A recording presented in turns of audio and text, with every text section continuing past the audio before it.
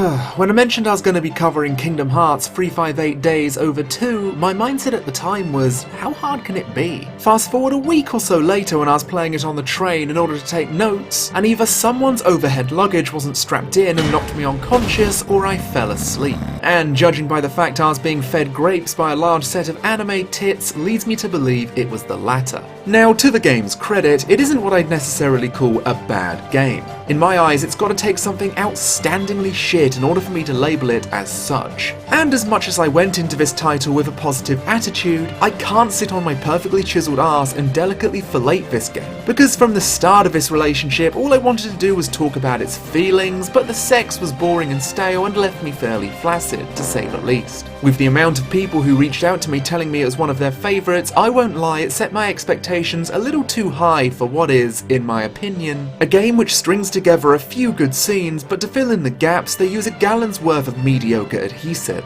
An adhesive they decide to stretch for a majority of the introduction.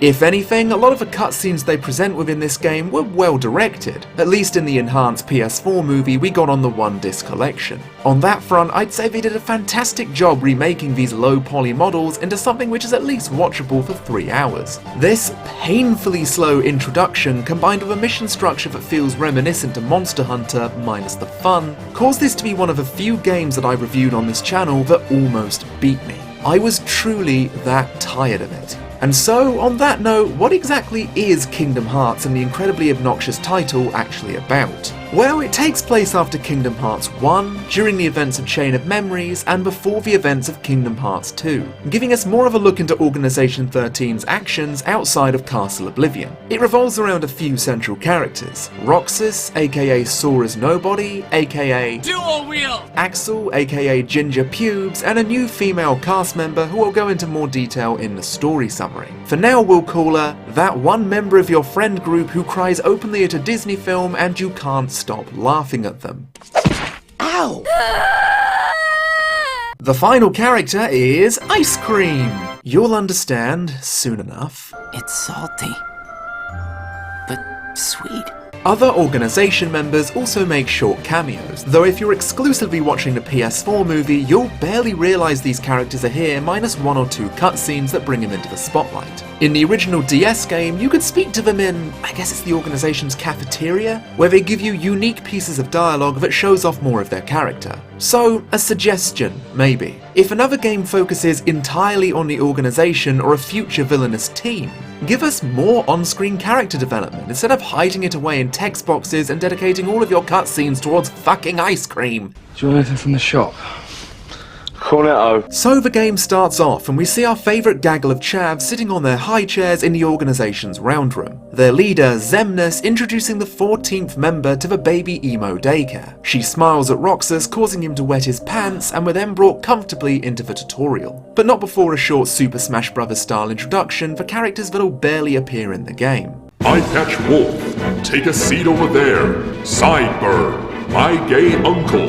Token female. Kind is Red Eye. We then flash back to when Roxas was initiated into the organization, still very confused about his purpose as he was only born a few days prior. Now, if you're watching the movie version of 358, you'll be treated to text dump versions of what occurred in the game. Marluxia basically telling Roxas that he's their ace in the hole for causing their replica Kingdom Hearts to form, due to the Keyblade being able to release hearts. This really does beg the question, what were they doing prior to Roxas? As none of them had the power to release a captive heart from the Heartless. Were they experimenting on different ways to potentially capture hearts, like fucking butterfly nets and shit? You're coming across as a little silly. This is not a great way to start off your movie. And even though it drags on a bit in the game, at least it was somewhat interesting seeing more dialogue from characters we previously saw as villains regarding you as an ally. Some of these range from Marluxia, everyone's favourite step-on-me queen Larxene, and a man soon to be found on a wanted poster. So a common beat that occurs as you progress is this. You complete a mission with a set organization member as your AI buddy who's taken all of the cocaine, and are then invited to go with Axel to a special place in order to hang out with that other central character I mentioned. Ice Cream! Axel appears to be trying to get Roxas to break out of his shell a little by doing this, as we're now a week into Roxas's initiation and he's still acting rather like a zombie. Now, whilst this is fine and all, if we take the events that occur in Dream Drop Distance and just delicately place them in the trash for the time being, what we're essentially seeing is a person with no emotions trying to get a being with no emotions to pretend that he has emotions. Ice cream! Now, if we rewind a little, you may remember me saying that you go on missions. What exactly are these missions? Well, they make up all of the game, really. And they're not, keeping in mind personal preferences, they're not fun? Okay, so the game of Kingdom Hearts 358 Days Over 2 is really this. You accept a mission from the organization hub, you go out into the world to complete said mission, watch a cutscene, accept another mission, rinse and repeat. These missions range from destroy a set number of Heartless to reconnaissance. The latter is the self-same that put me to fucking sleep. I remember in Kingdom Hearts 1 when Donald stroked my cheek and put a finger on my lips and was all, listen, before we have fun, just look at all the hard work the level designers put into this. You better be paying attention because there'll be homework later, bitch boy. Like, even some of the organization members are self-aware about how bad some of these missions are, and there's just no way I can free them from their virtual suffering. The gameplay itself is... it's okay for a DS title's impression of what Kingdom Hearts gameplay is like. I found it to be fairly clunky at points, and certain bosses you encounter were, for use of a better word, kind of embarrassing.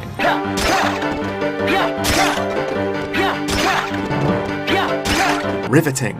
Roxas can also execute a special move called a limit break within these missions that allow you to momentarily turn turbo mode on and devastate any enemy in your path. And honestly, I found this feature pretty fun, but as this series likes to remind us, where there is light, there's also darkness. In order to execute this limit break, you'll need an enemy to get you into a state of low health, which is shown here on your health bar. I think this is a way to help players overcome the odds that are against them, but in the end I found myself willingly getting hit by an enemy so I could finish the battle off faster than if I was regularly attacking them. The fact that this is something the game was letting me do is not exactly what I'd call a positive, if I'm completely honest. Now, of course, as with any Kingdom Hearts game, you do have your skills. Dodge rolling, using magic, etc. However, in order to use these skills, you'll need to equip them like a small child putting a square peg in a square hole with the panel system. This is all well and good, I don't really have a massive issue with it. Oh wait, yes I do, you fucking level up this way too. Yeah, whenever you level up in 358, instead of having it automatically boost your stats, it'll give you a glorious level up cube that you'll need to place down in order to benefit from your hard work in combat. Doing this not only wastes slots you'd otherwise be using for skills and healing items, but also turns something as simple as leveling up as another chore the game hands to you. Speaking of chores, I'm going to take a moment to bring up possibly one of my most hated things in the game, and that's what happens after you complete a mission.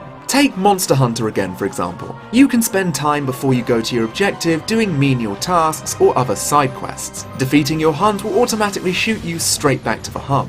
In Kingdom Hearts 358 Days, you complete the mission and then have to manually drag your prepubescent butt back to the hub portal, sometimes taking up to 5 minutes. I mean, imagine if you defeated a monster in Monster Hunter and then this happened.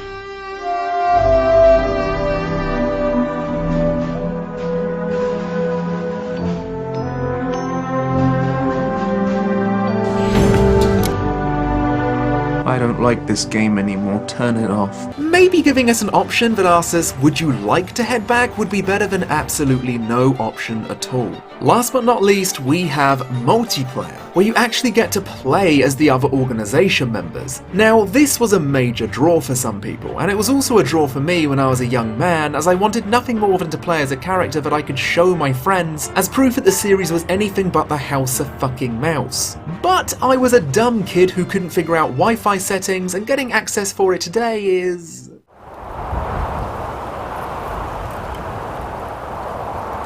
Moving on. Now, most of the people I've spoken to who enjoy this game tend to fall into the, well, the mission structure was boring, but I bought the ticket admission for the story. And I'd say I got my money's worth. The story itself boiling down to existential amnesia antics. The character this strongly relates to is the girl I brought up earlier, called Xion. Xion is also what I personally think people refer to when they talk about enjoying this story, as she's easily one of the most compelling things within this entire game, minus Roxas and Axel's friendship. She's introduced in a similar manner to Roxas, barely speaking and coming across as Xanax given physical form, becoming closer to him after Axel is sent off on his mission to Castle Oblivion. The news of his apparent passing a few days later seems to upset him, which really means nothing due to the rules this universe has set up for the nobodies. Friends eat ice cream together and...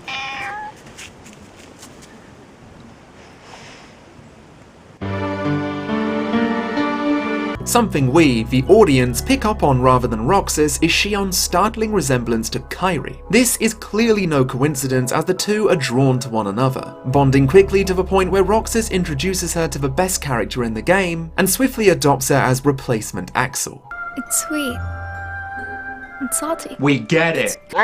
We also learn very shortly after their pairing that Xion can wield a Keyblade. This newfound power of Xion's turns out to be quite beneficial to the organisation, as their prize player takes a 6-week power nap due to Namine fucking around with Sora's memories within Castle Oblivion. Also, do the organisation wear the same hoodies day in, day out, in the desert and as they sleep? Got a feeling I know what Riku's talking about when he says darkness has a scent, and that's the overpowering aroma of a full weekend at Comic-Con. We then see the two wascally hooded figures from the beginning of Kingdom Hearts 2, their identities being revealed to be Roxas and Xemnas. And for a reason that flies over my head, they meet in the world of darkness whilst he's in this coma. This is never really explained and you're kind of just meant to roll with it. They repeat the same conversation they had within the intro of KH2, and Xemnas leaves whispering something currently unknown to the audience. Ligma.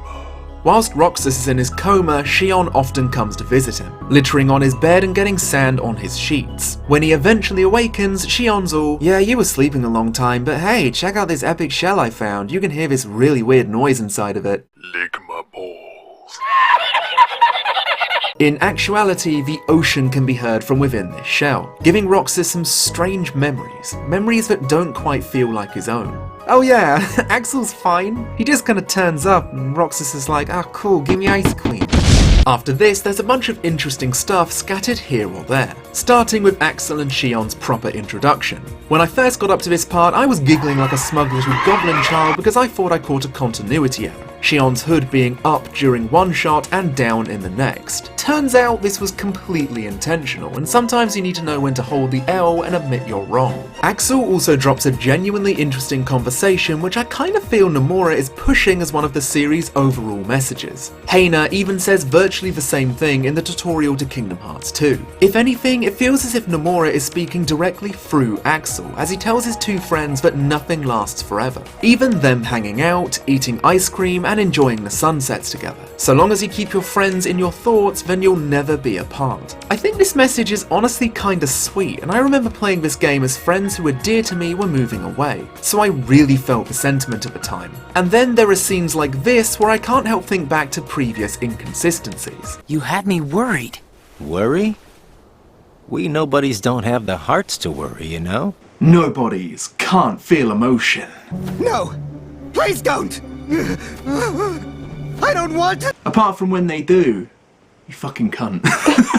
Then, of course, there's the merry adventures of Xion discovering exactly who she is. Both her and Roxas have no memory of who they were as humans, something Axel says is very unique for organization members, as they can actually have memories of what they were like before they were nobodies, regardless of whether or not these memories serve as baggage rather than a motivator to gain a heart. This journey truly starts when she has a chance encounter with Riku within Beast's castle. So let's break down their conversation a little, guest starring an old friend. Your Keyblade is a big shit. Cheap trash off eBay. I bought it straight from the Square Enix store. You putrid stain. Both of us know the Square Enix store don't sell Keyblades. Shit. Chaos Control! Go hang with a different group of homies who teach you the value of truth. Cunt. Fair enough. You could say I am. the biggest cunt of them all. This initial meeting really starts to push Xion into questioning what she's doing here, and after Roxas tries to cheer her up and fails, she hands her ice cream back to him. The ice cream, at least to him, being a symbol of what it means to be a friend. Axel's all, nah, it's fine, girls are smelly, but then dips his own toes further into the hot mess that is Xion's adventure of self-discovery, getting heated at Cyax for his opinions on what a mistake Xion is, something which is fairly strong considering that they were both friends as humans. If there's something going on, just be straight with me for once, will ya? Yeah, that's gonna be impossible, sweetie. Then getting even more involved as Xion starts to frequently pass out and have visions of a boy named Sora, even admitting to Roxas that both she and him are his best friends, and then single-handedly being an obstacle preventing Xion from truly discovering her origins. Axel's development within this game is another green tick I can put besides 358. I love how genuinely concerned he gets about both Roxas and Xion, acting more like a respectable older brother rather than a schoolyard friend. In fact, it made me like his character even more than I did in Kingdom Hearts 2, which definitely says something. I say this ignoring the obvious biggest issue I have with this title being the whole emotions are prohibited thing, which I know I keep bringing up, but I'm sorry. If Nomura truly expected us to sit through this game and be utterly convinced that nobodies can feel nothing whatsoever, then no, you failed. This is the equivalent of watching a sad crying puppy and having someone tell you, nah, the little thing just has dust in its eye. Even after it starts howling and wailing, they keep looking at you like, all this dust, what a crazy day. Why is this game actively trying to make me double back on the positive experiences I'm taking away from this emotional character development when they've already set up the rules of they're only pretending to have said emotions from the previous game? Mamma mia. Anyways, Xion breaks free from Axel and discovers that she is a replica of Roxas, created by this sex pervert, who also created the Riku replica from Chain of Memories. We eventually learn from Namine, who's being questioned by Riku about Sora's slow recovery, that Xion originally had no face, but after being in close contact with Roxas, she absorbed some of Sora's memories that were contained within him, and went from being an it to a she, taking on the appearance of Kairi since those memories are the strongest ones that Sora had at the time.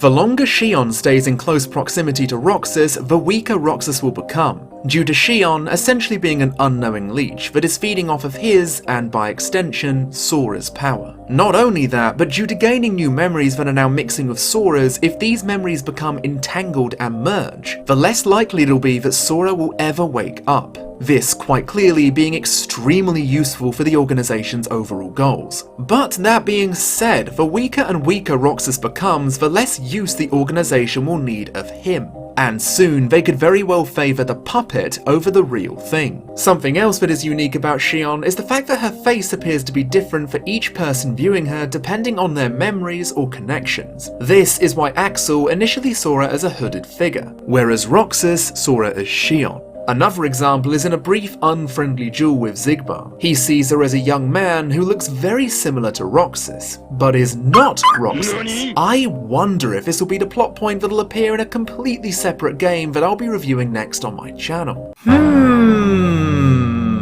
Riku realizes that the only way to get Sora to wake is for Xion to disappear, and allow Sora's memories to return to him. The thing is that if Xion allows herself to fade, not only will she pass away, but everyone's memories of her will go as well. Xion, upon learning that she's essentially not even a nobody at this point, disappears from the group for a while, forcing Axel to oblige Roxas in visiting Castle Oblivion, which turns out to be the worst idea ever considering how it fills Roxas's head with even more memories of Sora. This will continually piss him off more and more, even snapping at Axel due to his obvious refusal to tell Roxas who he was as a human and why he can wield the Keyblade. Because as we know, Axel has already encountered his somebody multiple times within Castle Oblivion. Axel is only doing this because in his mind he's protecting Roxas. And a neat little feature that you'll only be able to experience by playing the game is seeing a hazy clip of Sora's adventures on the bottom screen, matching up almost exactly with Roxas's. Interesting little features like this are unfortunately and obviously impossible to replicate in a movie, so another good boy point. From this point on, more and more things begin to separate the three friends. Xion's slow acceptance of her place in the world, Roxas's naivety naivety about his and Xion's existence, and of course Axel's position within the organization and the obvious impact this will eventually have to their friendship. Roxas's growing annoyance at things being hidden from him by people he thought were his closest friends forces him to take drastic measures and leaves the organization to find the answers for himself, linking it with this scene from Kingdom Hearts 2. Shortly after this, while Xion meets with Namine, now content about her entire life being forfeit for Sora's reawakening, she has to face Axel, who's been tasked with a do-or-die mission of bringing her back to the organization's base of operations. And fuck me if this isn't one of my favourite scenes from the entire series. I'm not even joking here, by the way. The raw emotion being displayed between Axel and Xion as she tells him not to hold back on his mission, and Axel losing his temper at the entire situation and yelling at her that no matter where she runs, he'll always be there to bring her back. Like, can we just take this scene out of the game, place the rest of it inside a nice cozy bin somewhere, and just appreciate this for the delicious little snack it is? Quentin Flynn's voice acting obviously helps elevate this scene to another level, and I neglected to mention this beforehand, but in the original DS game, a majority of scenes, excluding a certain few, had no voices. So a lot of what you're hearing as far as dialogue goes were recorded specifically for this movie, which is commendable, I'll give them that. 2 ticks at once, oof, don't get greedy now. Axel actually succeeds in bringing her back, passing out due to both of them fighting at their full power. Xemnas comes to claim his prize, and the finale is right around the corner, as unbeknownst to Roxas, the organization have been placing special devices around the worlds that Sora visited, absorbing his memories of them in the process. These memories would then be unleashed into Xion, giving her a clear advantage over our main protagonist in terms of sheer power. As with every memory of Sora's Xion absorbs, the stronger she becomes. By the way, the Kingdom Hearts 358 over 2 days manga is the only thing associated with this game I'd actually recommend. The artist Shiro Amano has succeeded in making these Kingdom Hearts adaptations thoroughly enjoyable and at some points pretty hilarious, and even adds certain panels like the ones I showed previously that expand on the game's plot even more than Nomura was able to in the finished titles. Okay, I'm done. Go and buy him at your local Blockbuster. Roxas, not knowing where to go to look for said answers about who he is, returns to the one place where he feels the most comfortable. And lo and behold, Xion arrives, best boy in hand. But something is very clearly off about her at this point. And after pulling down her hood, it would appear that due to absorbing so many of Sora's memories, she now resembles him fully. Due to either being under Xemnas' control or knowing that one of them needs to perish in order for Sora to wake up, Roxas has no choice but to fight her and bring her down. Despite her clear power advantage over him, Roxas wins regardless. Xion now on the verge of fading away, telling Roxas he must stop Xemnas from ever finishing Kingdom Hearts. This is a great scene, and I won't deny I felt legitimately upset seeing Xion disappear, knowing full well that when she goes, all memory of her will inevitably leave as well. Xion! Who else will I have ice cream with? Wow! Oh my god! Who even are you? Oh my god, you ready loser! They could have dealt with that line so much better. No wonder people laugh at it all the time. Like, imagine being Xion and the last thing you hear is your friendship being compared to a fucking Calippo, for God's sake. But in the end, that's what Roxas views their friendship as. Ice cream is all this extremely confused young boy has to compare real friendships to. And with that logic, it's definitely more impactful than the way it was delivered here. Xion crystallizes and all of Sora's memories are freed from her, the memory of Xion fading away from existence as well. The game ends with a final boss fight between Roxas and Riku, finally connecting 358 over 2 days with Kingdom Hearts 2. And we all know how it goes by this point. Riku beats Roxas, kidnaps him and places him into the virtual Twilight Town to finalize Sora's awakening. But now we see some motivation towards Roxas's actions. He just wants to get Xion and a rapidly fading memory of her back. But as we know, this is an ambition he never truly succeeds in. Until she comes back in Kingdom Hearts 3, because let's be real here for a goddamn second. And, well, that's that. I'm sure from my general reactions throughout this video, you can predict what kind of response I'd have in my conclusion. Kingdom Hearts 358 Days over 2 feels like a game that has been stretched out until it's about to snap. And in order to keep people interested, they've thrown in a little sprinkle of interesting scenes to make it feel substantial. But if you really think about it, All this game was in service for was some minor character development, and a new inclusion who everybody forgets, making a majority of the important scenes that occurred within this game completely obsolete within the main series. Now obviously I don't know if Days will heavily impact Kingdom Hearts 3, but if the game followed in a similar path to Xion and disappeared from our memories, it would have absolutely no impact on the series as a whole. It was nice seeing these characters develop, but for reasons I've mentioned many times before, it feels, sadly, a little bit wasted. The gameplay legitimately put me to sleep on 2 occasions. The mission structure is not dealt with in the best way possible, and whilst not terrible, it's just dull. And I'd rather play a bad game and laugh at it than put on a game that makes me want to play anything else. Play it if you have a serious Kingdom Hearts fetish and if you're the kind of person who wants to play every game in the series for the street cred. But as far as whether or not I'll play this game again, it's sadly a no from me. If anything, the relationship between Roxas, Axel and Xion left me with a few really good character moments, and a serious hankering for a nice cold ice cream. Right, that ends another title in the Kingdom Hearts series. Before I talk briefly about what's coming up next, I first need to give a big shout out to Sylphie over on Twitter. She's a dear friend to me and I used her artwork which was displayed very early on into the video. Please go and follow her and give her a boost from me, she deserves it so much. Secondly, if you enjoyed this content and want to see more, consider subscribing and sharing it around. And if you really liked it, then you can help me out on Patreon. You'll see your name scroll down on the right, and a list of reward tiers can be found over on my page, and that can be found at the top of the description. Thirdly, Kingdom Hearts Birth by Sleep. I know I said I'd cover it next, but honestly, 358 kinda burnt me out, so I'm considering doing what I did last time and making 1 or 2 shorter videos to fill the time, as well as a podcast if things go well. So expect a Birth by Sleep video in around 2 months or so. Thank you so much for watching, and I'll see you all next time.